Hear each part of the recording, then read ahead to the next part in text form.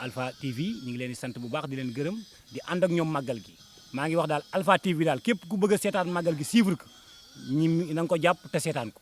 safaru bansatin junnatul safaru bansatin junnatul safaru bansatin junnatul santali. Jannatul Mahwa, c'est un quartier aujourd'hui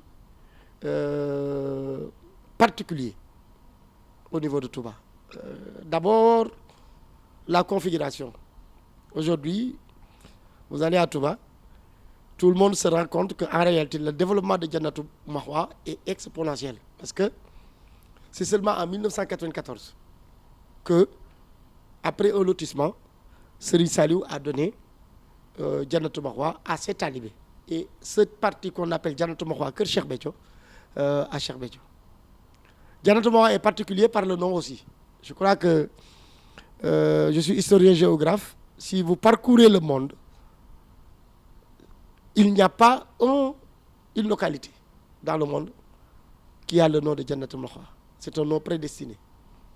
Et c'est un quartier qui naguère dont les terres appartenaient à Serigne Hamsatou Diakhaté, l'oncle de Serigne Saliou, Serigne Abdou Lahad et de Serigne Souhaïbou. Je crois que on a pu dire que ces trois généraux, ces trois lieutenants de Cheikh Ahmadou Bamba ont appris à cultiver sur ces terres bénites de Jannatul Mahwa. C'est un quartier qui est particulier à tout point de vue. D'abord, vous regardez le lotissement. C'est Serigne Saliou lui-même qui a tenu avec feu le géomètre Mbow à faire ce lotissement.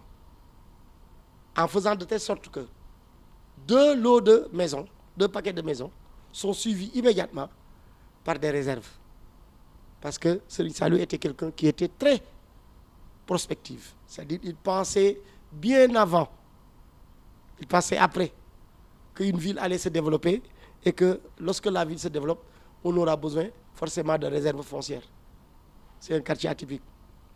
Le quartier Jannatul Mahwa Kër Cheikh Béthio, c'est le 14 janvier 1994 que les premiers habitants sont venus. Le premier habitant, il s'appelle Moustapha Fall. À l'époque, c'est le premier à être venu avec sa femme, Koumba Dia, et son enfant, son fils.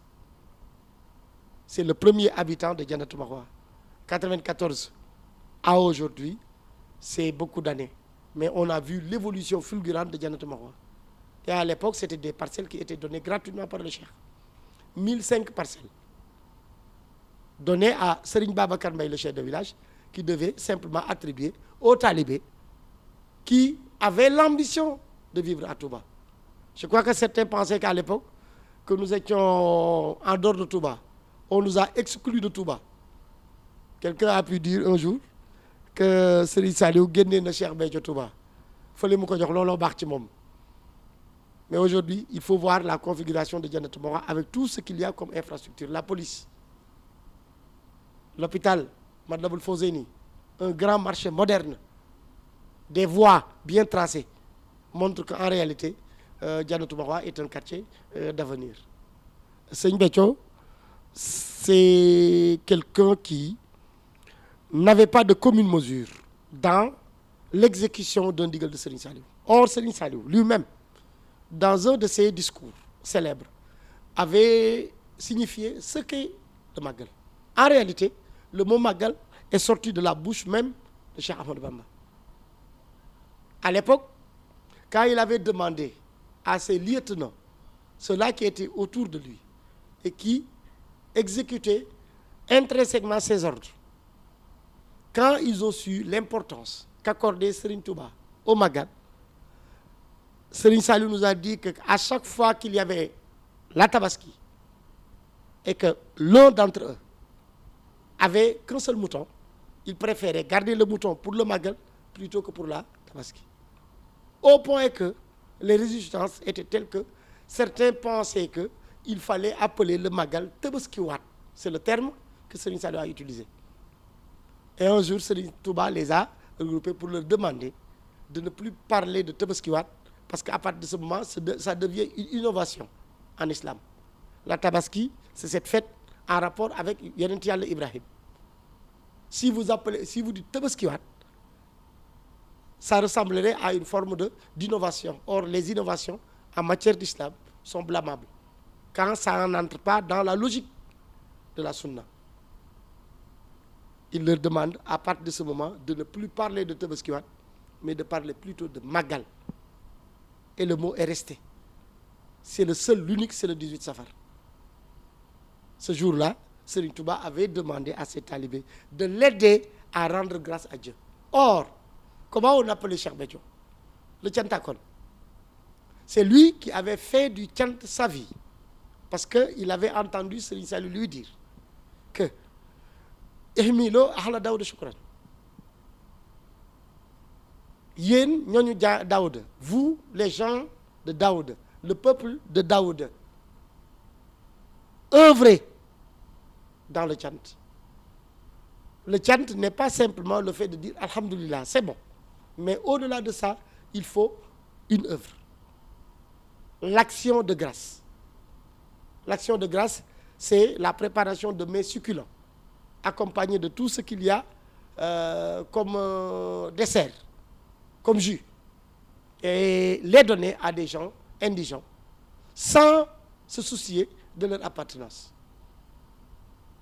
Bu ci am xej ak seen, ça veut dire qu'il faut en donner à tout le monde. Or, Cheikh Béthio, c'était le Tchantakon par excellence.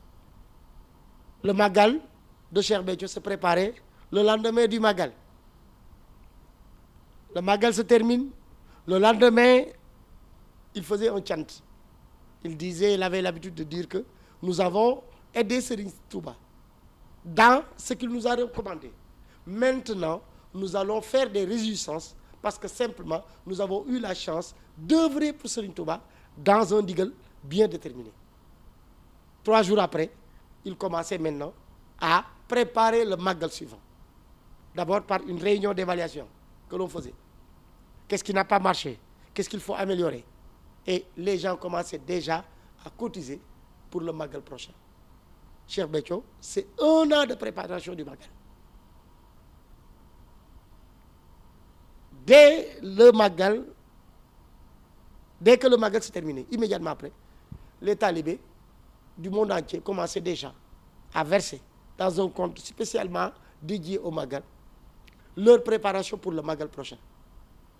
Et en principe, il disait que un talibé qui, puisque Serigne Touba nous a promis une augmentation exponentielle de nos ressources en fonction de nos vœux dans le Magal, celui qui œuvre aujourd'hui pour un bœuf, l'année prochaine, non nécessairement, il devrait au moins en avoir pour 2. C'était la feuille de route, comme il disait. Montrer qu'en réalité, entre les 2 Magal, nous avons eu quand même à bénéficier des grâces divines, conformément à cette directive du Coran qui voudrait que la in shakartum lazidanakum. Rendez grâce et je vais augmenter vos bienfaits. Voilà comment le cheikh préparait son Magal.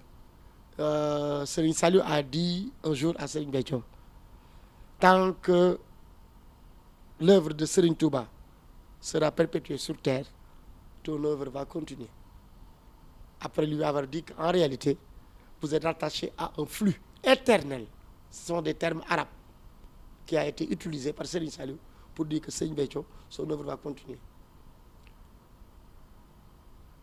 Lorsqu'il disparaissait de notre vue, les gens étaient un peu inquiets par rapport à l'œuvre énorme, incommensurable de Cheikh Béthio, qui allait pouvoir relever le défi de la perpétuation de cette œuvre. Qui mieux que son fils aîné pouvait le faire? Et lui de venir, après s'être rangé derrière le ndigal ô combien puissant de Serigne Touba, Serigne Mountakha Mbacké, après avoir fait allégeance à Serigne Cheikh Mbacké, le fils aîné de Serigne Saliou, qui leur ont donné, qui lui a donné des directives formelles. Il ne pouvait en être autrement. Aujourd'hui, le monde est en train de voir que ceux qui s'inquiétaient par rapport au devenir du Tchant, ceux qui s'inquiétaient par rapport au devenir du Magal, sont en train de voir qu'en réalité, le fils est en train de suivre les pas de son père. Quelqu'un de très bien, et pour cause, il est fils de Serigne Fallou, Serigne Abibou Mbacké, a dit en des termes éloquents. Un jour, on est allé le voir à l'occasion d'un mariage. Et il a dit à Serigne Babacar Mbaye, dites à Serigne Saliou Thioune qu'il va dépasser son père. Ça, c'est des termes en wolof. Dina sut bayam. Nous qui connaissions Cheikh Béthio, sérieusement, il y a eu dans notre cœur, quelque part, un tic. Il l'a répété à 3 reprises pour nous donner la raison pour laquelle Serigne Saliou Thioune, forcément, ira loin. Il nous a dit, je vais le dire en wolof pour ne pas dénaturer ses propos. Serigne Sall na xam ni dina sut baayam ndax pasteefu baayam bëggug baayam jëfi baayam ak pas-pasu baayam ñoo ko tungoom te ko tungoom mu sut la. En réalité, on ne peut pas. Aujourd'hui, c'est comme si en réalité, Serigne Béthio avait tracé droit le chemin. Et il avait forgé le destin de son fils, Serigne Saliou Thioune, et des Thiantakones qui sont avec lui. Il ne peut pas en être autrement parce que avant même sa disparition, il nous avait donné une feuille de route. Cette feuille de route, il l'avait pris de Serigne Saliou. Je m'en vais, mais je vais vous laisser 3 ndigal essentiels.